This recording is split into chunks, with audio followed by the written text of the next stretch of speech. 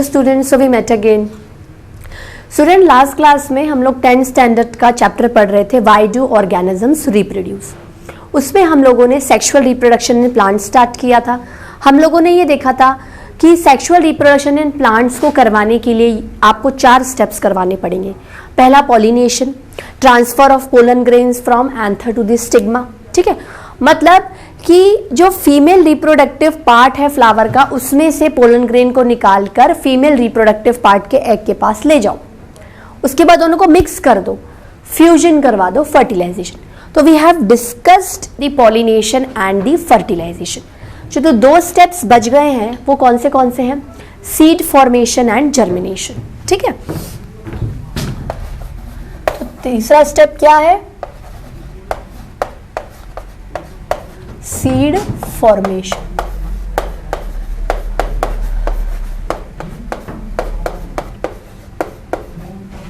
ठीक है,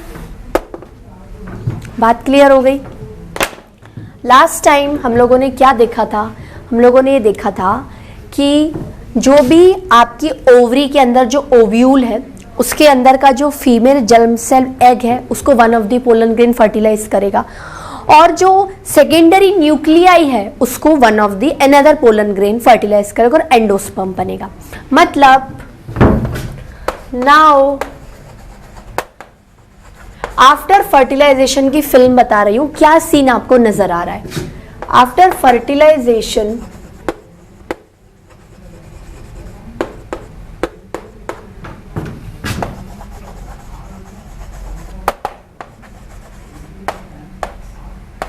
inside the ovule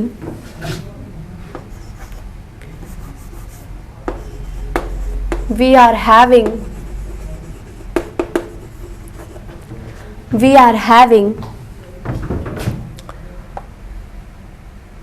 zygote।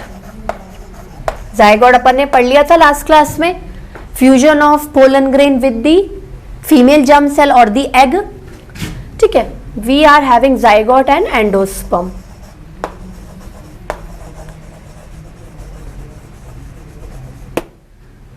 ठीक है स्टूडेंट्स, अब क्या होगा देखो, ये ओवरी है, ये ओव्यूल है। समझ लो फीमेल जर्म सेल जो भी पोलन ग्रेन आया उसने फर्टिलाइज करके जाइगोट बना दिया। यहां पर एंडोस्पर्म बन गया पोलन ग्रेन और सेकेंडरी न्यूक्लियाई के फ्यूजन से। ठीक है, तो अब क्या होगा? ये जो जाइगोट है ये एक यूनिसेलुलर बॉडी है, एक सिंगल बॉडी प्रोड्यूस होती है। क्या होती है?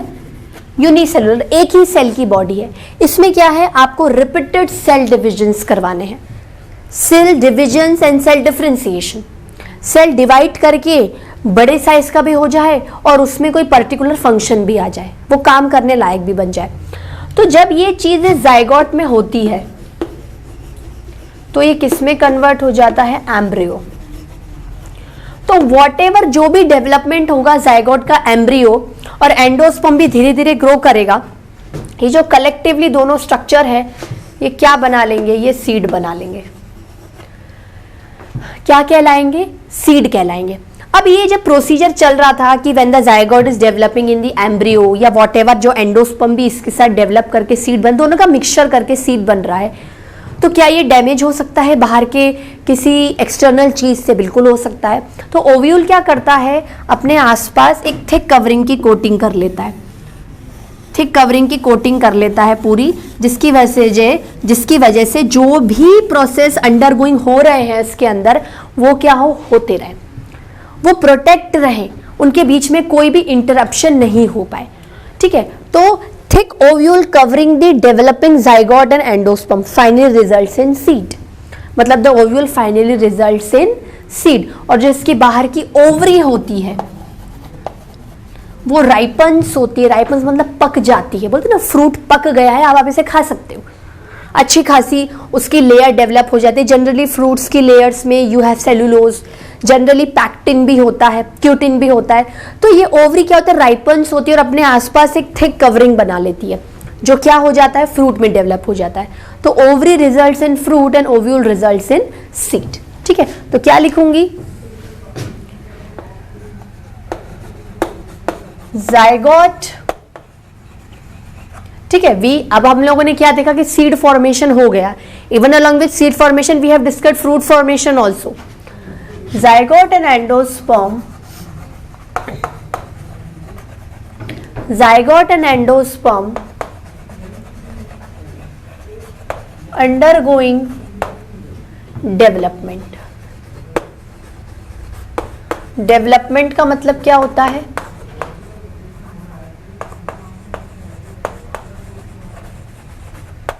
Repeated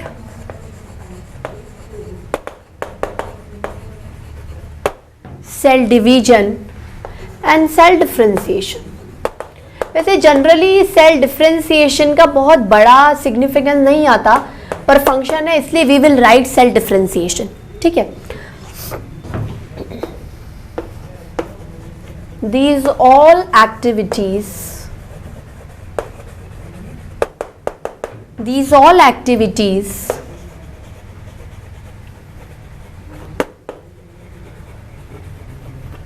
occurring under the ovule. So to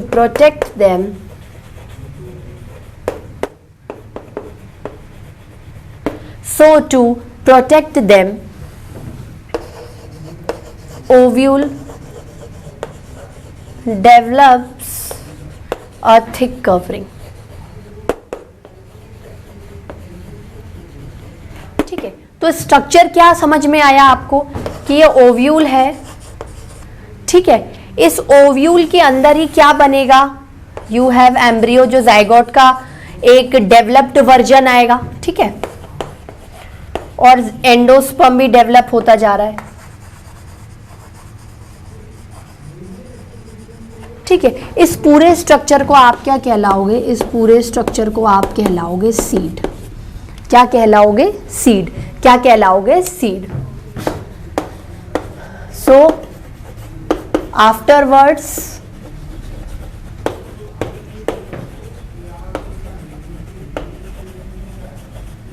ovule develops into seed. Ovule develops into seed.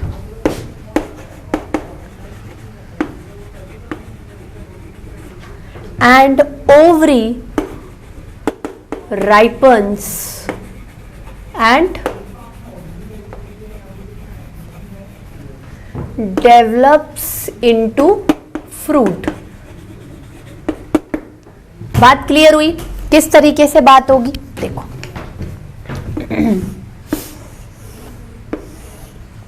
Ovule ने क्या बनाया? सीड बनाया।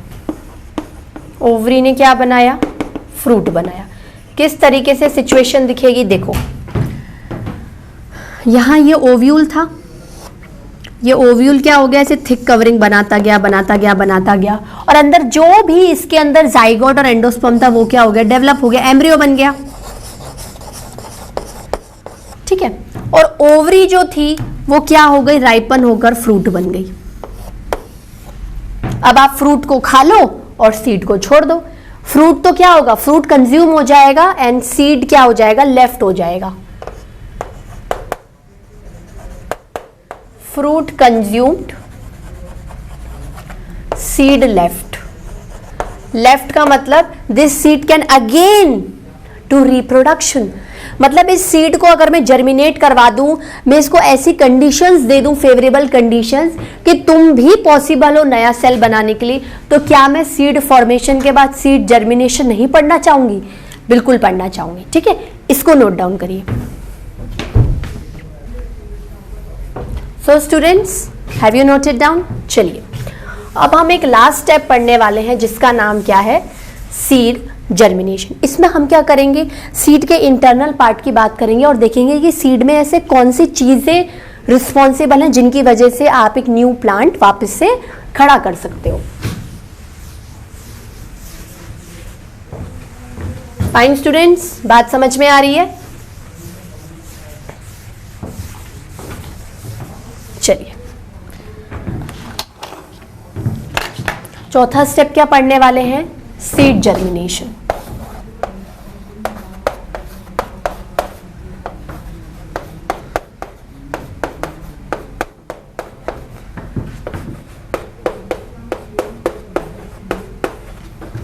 ठीक है। सीड जर्मिनेशन का मतलब क्या होता है कि जो भी सीड बच गया है जिस प्लांट में, whatever the plants who are bearing seed, तो उस पर्टिकुलर सीड से भी आप एक न्यू प्लांट बिल्कुल वैसा का वैसा बना सकते हो। ठीक है, मतलब सीड इज अ फर्टाइल और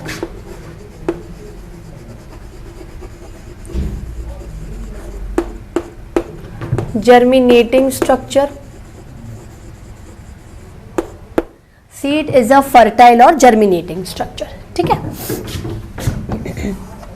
अगर हम सीड को जर्मिनेट करवाना चाहते हैं, सीड में से एक नया प्लांट बनाना चाहते हैं, तो थोड़ा सा हमें इंटरनल स्ट्रक्चर ऑफ सीड देखना चाहिए। ठीक है,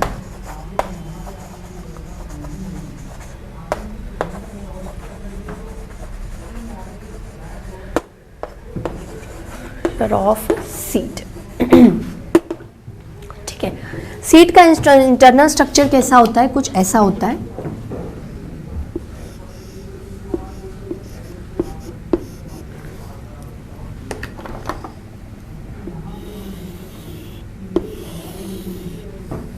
ठीक है, ये क्या है? ये सीड की कॉटिलिडन्स है। सीड में क्या होती है? सीड लीव्स होती है। सीड में क्या होती हैं? सीड लीव्स होती हैं, जिन्हें कॉटिलिडन्स कहा जाता है। मैंने आपको बता रखा है ये, जब मैंने आपको प्लांट किंगडम से थोड़ा बहुत डाइकॉट मोनोकॉट पढ़ा था, मैंने कहा था ना कि angiosperms are the most developed, they are flowering plants also, they are seed bearing plants also. और सीड क्या है? इनक्लोज्ड रहते हैं फ्रूट में।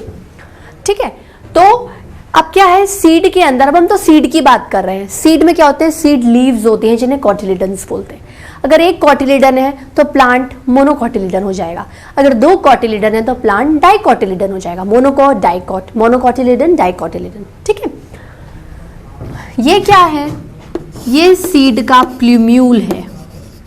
मतलब सीड के इस पोर्शन से आप स्टेम, शूट डिराइव कर सकते हो, मतलब इन दी एयर कुछ डिराइव कर सकते हो। भाई प्लांट को बनाना है तो रूट, स्टेम और लीफी बनानी पड़ेंगी ना। You have leaves in the form of cotyledons, you have plumule जो कि आगे चल के शूट बनाएगा। अगर आप सीड को जर्मिनेट करवा दोगे, उसको फेवरेबल कंडीशंस दोगे, तो the cotyledons will give rise to leaves. वैसे कॉटिलिडन्स का रिलेशन बिल्कुल लीव्स से नहीं है, पर अगर अपन बात को समझें तो इस तरीके से देख सकते हैं। नीचे वाला रेडिकल, तो R for root, R for root, नीचे है रूट्स जनरली अंडरग्राउंड होती है। तो ऊपर वाला प्लूम्यूल पोर्शन फर्टिलाइज होकर, जर्मिनेट होकर शूट बनाता है। ठीक है, अबव द ग्राउंड वाला प्लांट का स्ट्रक्चर बनाता है और radicle roots below the ground का स्ट्रक्चर बनाते हैं। ठीक है, तो मैं क्या कह सकती हूं? ये कह सकते हैं it is a tiny shoot. ये सीड लीव्स है, सीड लीव्स। ठीक है, रेडिकल क्या है?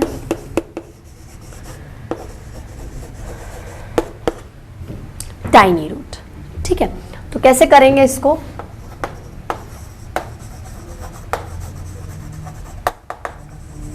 Seed having seed leaves. ठीक है, क्या बोलेंगे सीड लीव्स को? called as cotyledons, called as cotyledons। ठीक है, अब आइदर क्या है? वन कॉटिलिडन, जिसको अपन क्या बोलेंगे? जिसको अपन मोनोकॉट्स बोलेंगे। जिसको क्या बोलेंगे? मोनोकॉट्स। और अगर टू कॉटिलिडन तो क्या बोलेंगे? डाइकॉट्स। क्या बोलेंगे? Dicots, monocots, dicots, monocots, dicots. ठीक है, और क्या दिख रहा है आपको?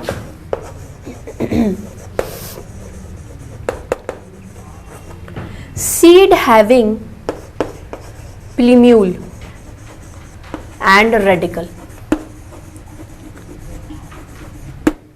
हम क्या समझ सकते हैं कि प्लूम्यूल एक प्री रिक्वेस्ट स्ट्रक्चर है शूट का और रेडिकल प्री रिक्वेस्ट स्ट्रक्चर है रूट की।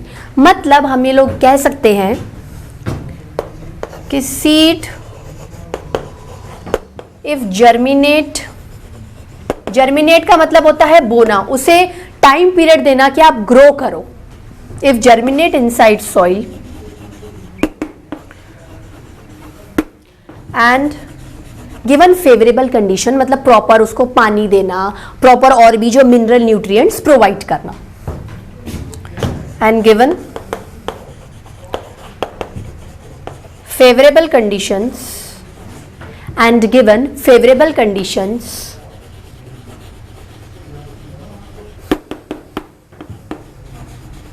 plumule give rise to shoot,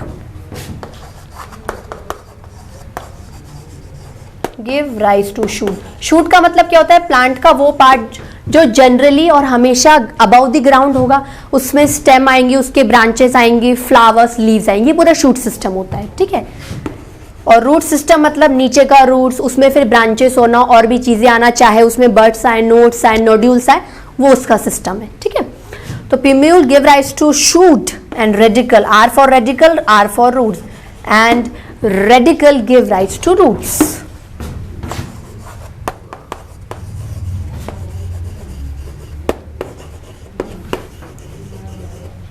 to root, ठीक है। तो प्लूम्यूल शूट सिस्टम और रेडिकल रूट सिस्टम, ठीक है। जैसे मैंने ये बो कर दिया सीड को, ठीक है, सीड का मान लो ये स्ट्रक्चर है, आपने जर्मिनेट कर दिया इसको सॉइल में, अब थोड़ा सा ऐसे लीफी शूट आ गई और हल्की सी रूट्स आ गई, फिर ये क्या होगा? डेवलप हो जाएगा और ये फिर क्या हो जाएगा? ऐसे ट्री बन जाएगा, बड़ा प्लांट बन जाएगा, ठीक है। तो from the soil you have got the new plant. जैसा बोओगे वैसा ही मिलेगा, जैसा आपने सीड बोया है, जर्मिनेट करा है, वैसा ही प्लांट आपको क्या मिलेगा? रिजल्ट मिलेगा। मान लो आपने एप्पल का सीड उगा दिया, तो आपको पेड़ पे क्या लगेंगे? एप्पल लगेंगे ना? नहीं लगेंगे। अगर आपने नींबू का सीड उगा दिया तो नींबू मिलेंगे, संतरे ऑरेंज का उगाते हो तो ऑरेंज मिलेंगे, ठीक है स्टूडेंट्स। इसी के साथ आपका जो सेक्सुअल रिप्रोडक्शन इन प्लांट्स के सारे टॉपिक्स कवर अप हो जाते हैं। इसको नोट डाउन करिए, फिर sexual reproduction in animals and human beings पढ़ेंगे। Students, have you noted down? चलिए अब हम लोग क्या देखेंगे? अब हम sexual reproduction in animals including human beings, मतलब हम sexual reproduction in human beings देखेंगे, ठीक है। चलिए हेडिंग डालिए, ये तो कंप्लीट हो गया है, समझ में आ गया। प्लांट्स का इतना टफ नहीं है, एनिमल्स का भी, ह्यूमन बीइंग्स का भी कोई टफ नहीं है, बस उसमें थोड़ी सी क्या है? कॉम्प्लेक्सिटी आ जाती है, तो स्ट्रक्चर वाइज ज्यादा पढ़ना पड़ता है, ठीक है।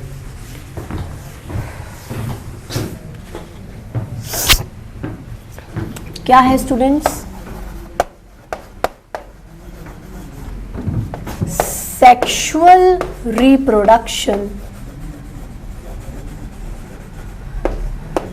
sexual reproduction in human beings।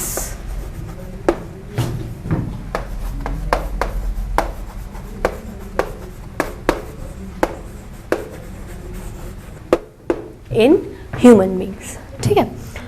अगर आपको ह्यूमन बींग्स में सेक्सुअल रिप्रोडक्शन करवाना है, भाई पहली बात तो ये है कि ह्यूमन बींग्स में सिर्फ sexual reproduction is the only mode of reproduction, ठीक है।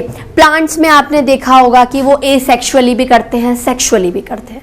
एनिमल्स में भी अगर आपने कैटेगरी ली होगी तो शायद कुछ लोअर एनिमल्स एसेक्सुअल कर रहे होंगे, फिर धीरे धीरे धीरे धीरे हायर एनिमल्स पे आप आ गए, उसमें भी वेरिएशंस मिल रहे, asexual, sexual.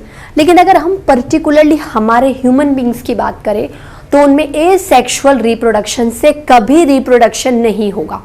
So sexual reproduction is the only mode of reproduction. इसमें आपको दो ऑर्गेनिजम्स चाहिए, एक मेल चाहिए, एक फीमेल चाहिए। मेल के पास मेल रिप्रोडक्टिव ऑर्गन होना चाहिए जिसमें मेल गैमेट प्रोड्यूस होना चाहिए, उसका ट्रांसफर फीमेल रिप्रोडक्टिव ऑर्गन के फीमेल गैमेट पे होना चाहिए। दोनों मिलेंगे, फर्टिलाइजेशन होगा, जाइगोट बनेगा, जाइगोट डेवलप होगा, एम्ब्रियो बनेगा और एम्ब्रियो से हम बन जाते हैं, ठीक है। तो जो भी मदर न्यू बॉर्न बेबी को डिलीवर करती है, एक यंग वन को पैदा करती है, वो इन सारे प्रोसीजर से क्या हो सकते हैं? निकल के आती है। तो वो प्रोसीजर्स आज हमें पढ़ने हैं, ठीक है। पहला क्या है? It is the only mode of reproduction. ठीक है, ह्यूमन बींग्स में आप सिर्फ सेक्सुअल रिप्रोडक्शन से न्यू ऑर्गेनिजम्स बना सकते हो। ठीक है, सो हम लोग क्या कह सकते हैं? Here participation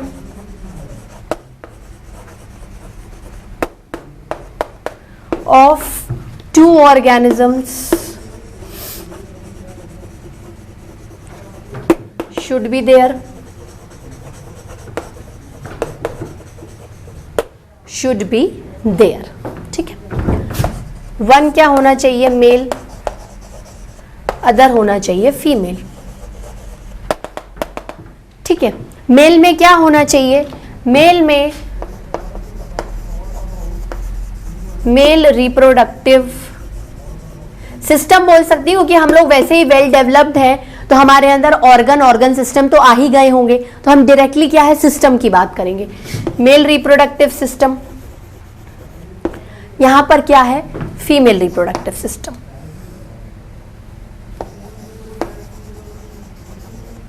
female reproductive system.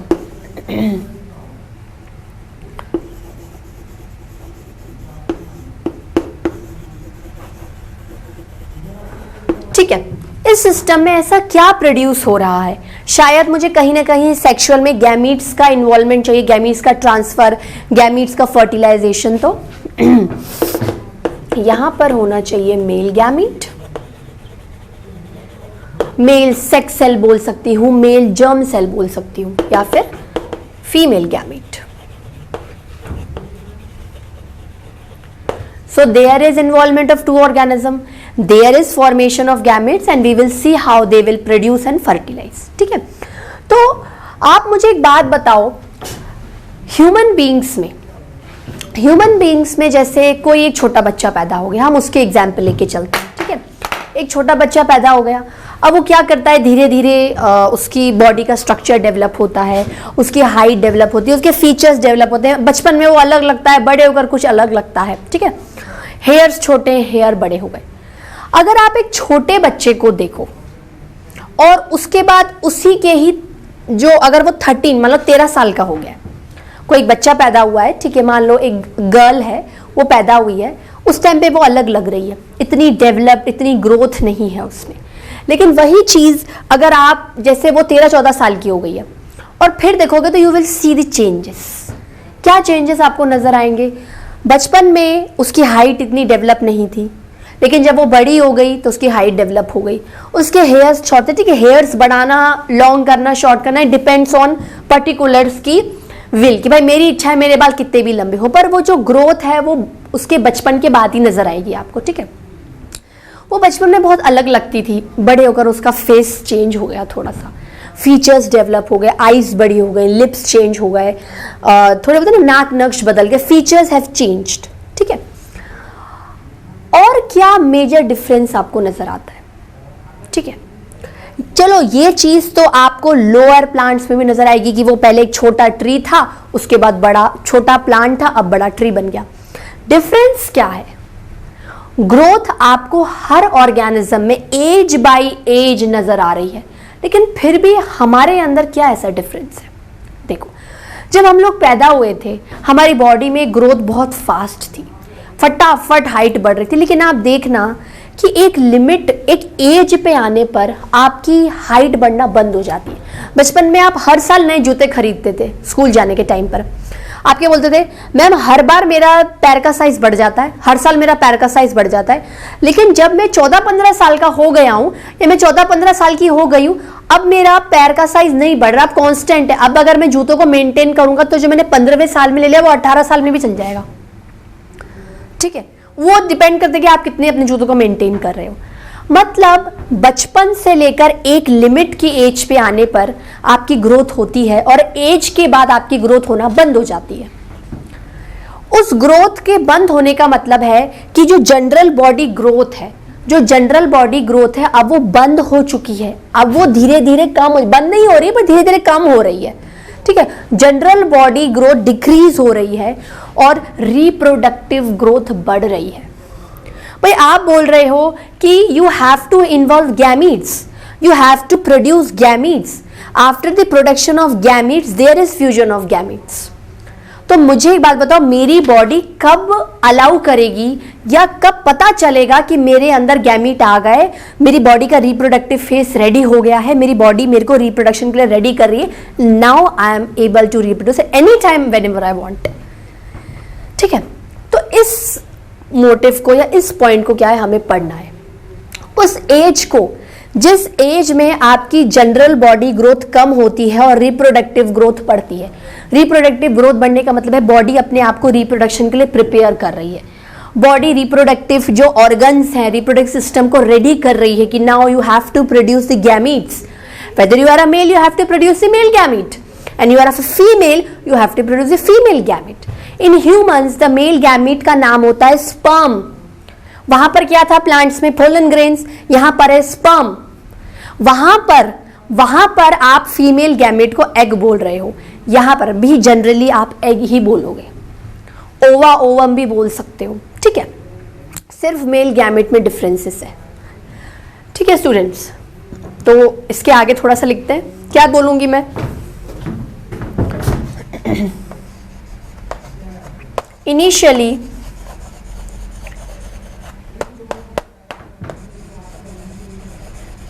Body show rapid growth का मतलब है फटाफट सेल डिवीजन होना, उनमें परफेक्शन स्पेशलाइजेशन होना, सेल डिफरेंशिएशन होना। Body show rapid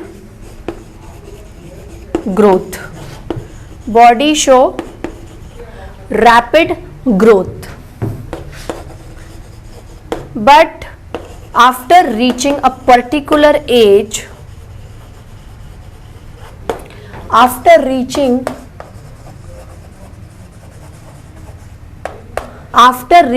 a particular age, after reaching a particular age क्या होगा, this body overall growth, मतलब जब बॉडी की ओवरऑल ग्रोथ हो रही है तब रिप्रोडक्टिव ग्रोथ नहीं हो रही है, पर एक पर्टिकुलर एज आएगी जिसमें जनरल बॉडी ग्रोथ रुक जाएगी और अब सिर्फ रिप्रोडक्टिव ग्रोथ होगी। मतलब आप रिप्रोडक्शन के लिए तैयार हो रहे हो, आप रिप्रोडक्शन कर सकते हो। ठीक है, उससे पहले जब जनरल बॉडी ग्रोथ हो रही थी तब आप रिप्रोडक्शन नहीं कर सकते, क्योंकि आपकी बॉडी ने आपको रिप्रोडक्शन के लिए तैयार नहीं किया है, आपकी बॉडी के रिप्रोडक्टिव सिस्टम तैयार नहीं हुए हैं, आप में किसी भी तरीके के गैमीट्स प्रोड्यूस नहीं हुए हैं। ठीक है, so this body overall growth stops and body starts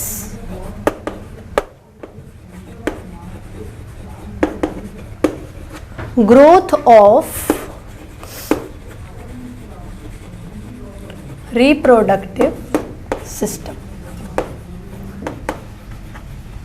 reproductive system। ठीक है, उस एज को क्या बोलेंगे, देखो उस एज को हम बोलते हैं किशोर अवस्था, प्यूबर्टी, एडोलेसेंस एज।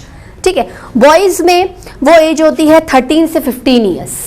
ठीक है, और गर्ल्स में होती है 11 to 13 ईयर्स। गर्ल्स में ये जो रिप्रोडक्टिव ऑर्गन्स का डेवलपमेंट है वो मेल से क्या हो जाता है, पहले हो जाता है। ठीक है, तो ये जो आपकी एज है भाई, जैसे आप बर्थ डेट पर 0 बर्थ से स्टार्ट हुए हो और 11 साल तक आपकी जनरल बॉडी डेवलप हो रही है, लेकिन 11 से 13 साल के बीच में वो जो जनरल बॉडी ग्रोथ क्या डिक्रीज हो जाएगी और रिप्रोडक्टिव ग्रोथ चालू हो जाएगी। मतलब लमसम 11 से 12 के बीच में, एंड देन उसके बाद your body is prepare for doing reproduction. आपकी बॉडी का रिप्रोडक्टिव ऑर्गन डेवलप हो चुके हैं, बॉडी में गैमेट्स का इन्वॉल्वमेंट हो चुका है, मतलब जो सोमेटिक सेल्स हैं उन्होंने गैमेटिक सेल्स बना दिए। ठीक है, कैसे लिखूंगी मैं, उस एज को क्या बोलते हैं, हम लोग एक हेडिंग से पढ़ते हैं, प्यूबर्टी, प्यूबर्टी या फिर एडोलेसेंस।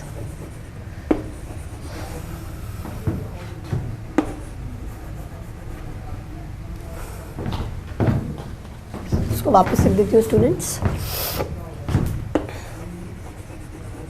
एडोलेसेंस। ठीक है, मतलब इस एज में आपकी बॉडी क्या कर रही है, आपकी बॉडी देखो दो तरीके से, एक तो वो प्राइमरी फंक्शन करेगी और सेकेंडरी फंक्शन करेगी। प्राइमरी फंक्शन करेगी गैमीट्स को प्रोड्यूस करके, सेकेंडरी फंक्शन को सेकेंडरी सेक्सुअल कैरेक्टर्स आपकी बॉडी में डेवलप होंगे, जिसके जरिए आप पहचान सकते हो कि ये लड़का है और ये लड़की है। आप बड़ी इजीली बाहर से देखकर एक्सटर्नल फीचर्स को देख के you can very well define, you can very well tell that this is a girl, this is a boy. This will actually the secondary sexual characters.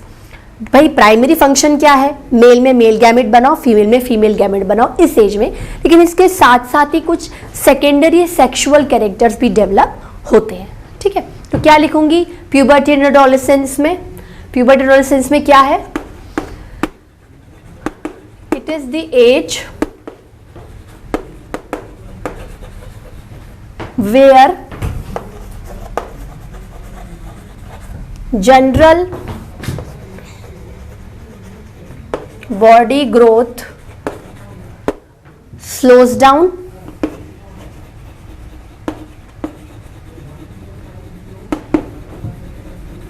and body gets mature। Body आप बोलते ना अब आप बहुत mature हो चुके हो, body gets mature मतलब बॉडी रिप्रोडक्टिव ऑर्गन्स को डेवलप कर चुकी है।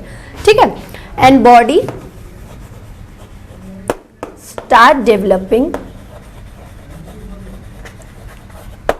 reproductive organs in both male and female।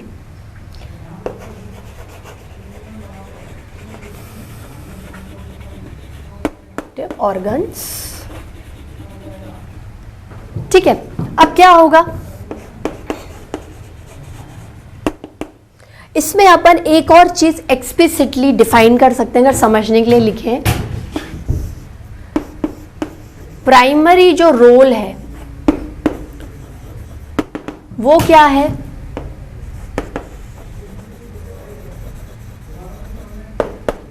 Formation of gametes. Mail में मेल गैमीट बनाओ, फीमेल में फीमेल गैमीट बनाओ, ये सब इस प्यूबर्टी और एडोलेसेंस एज में ही होगा। सेकेंडरी रोल क्या है? फॉर्मेशन या secondary sexual characters.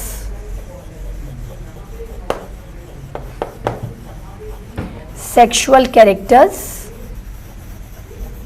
Developing.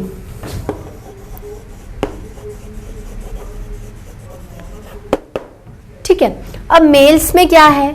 Mails में ये एज आएगी 13 to 15 ईयर्स। ठीक है, और फीमेल्स में मतलब गर्ल्स में थोड़ा जल्दी आ जाती है 11 to 13 ईयर्स।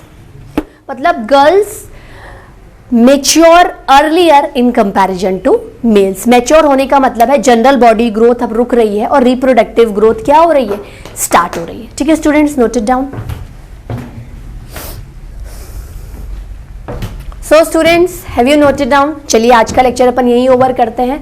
हमने क्या करा था, sexual reproduction in human beings का लगभग इंट्रो ले लिया है और प्यूबर्टी एज को पढ़ लिया है। नेक्स्ट क्लास में हम क्या पढ़ेंगे? मेल का सेकेंडरी सेक्सुअल कैरेक्टर्स पढ़ेंगे, उसका गैमीट पढ़ेंगे। फीमेल का सेकेंडरी सेक्सुअल कैरेक्टर गैमीट, सिर्फ नाम पढ़ेंगे, गैमीट के बारे में इन्वॉल्व नहीं करना क्योंकि वो आगे हम देख लेंगे। उसके बाद ह्यूमन रिप्रोडक्टिव सिस्टम, उसका गैमीट का फॉर्मेशन, स्पर्म, फिर मेल रिप्रोडक्टिव सिस्टम कि भाई उस कैसे सिस्टम, क्योंकि सिस्टम के अंदर जो ऑर्गन्स हैं एक्चुअली वही तो गैमीट का डेवलपमेंट कर रहे हैं।